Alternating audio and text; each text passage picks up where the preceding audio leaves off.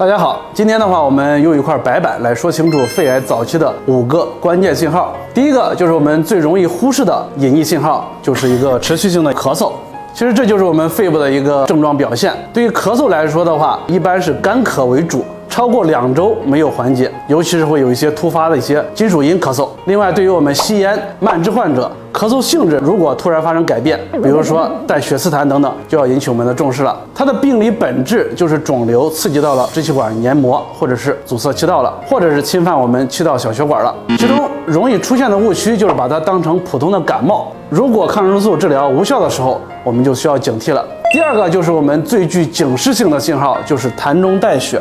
或者是卡血，一般对于我们痰中带血或卡血来说的话，就是肿瘤侵犯了支气管血管。其中的话，30%的中央型肺癌以此症状为首发症状。其实中央型肺癌容易发生在哪儿呢？鳞癌，所以说这个鳞癌的特征是更容易出现的。第三个就是我们最容易混淆的信号，就是声音嘶哑。声音嘶哑来说的话，其实非常容易混淆。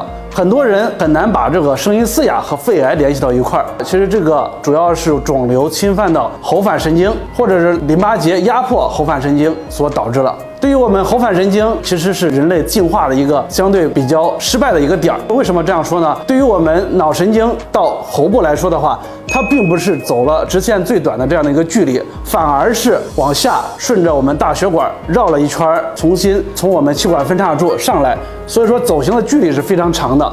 这么长的走行距离当中，对于肺癌来说的话，是极易出现纵隔淋巴结转移的，或者是肿瘤直接侵犯喉返神经，或者是肿大淋巴结压迫其中的喉返神经，都会导致声音的一个嘶哑。如果声音嘶哑呈进行性加重或者是超过2周以上的时间，我们需要警惕肺癌的可能性了。第4个的话，就是我们最易误诊的信号，就是反复的同一部位的肺炎。有朋友可能会说，肺炎那不是良性病变吗？是的但是对于肺炎来说的话，我们现在有前期的一些研究证实，对于炎症和肿瘤有着密切的一个相关性。如果是同一肺叶的反复感染，或者是出现伴随性的进行性的呼吸困难，这个时候就要高度怀疑肺癌的风险了。同时的话，我们对于肺癌患者做 CT 的时候，经常会发现，尤其是中央型肺癌，经常会合并阻塞性肺炎。这是什么原因呢？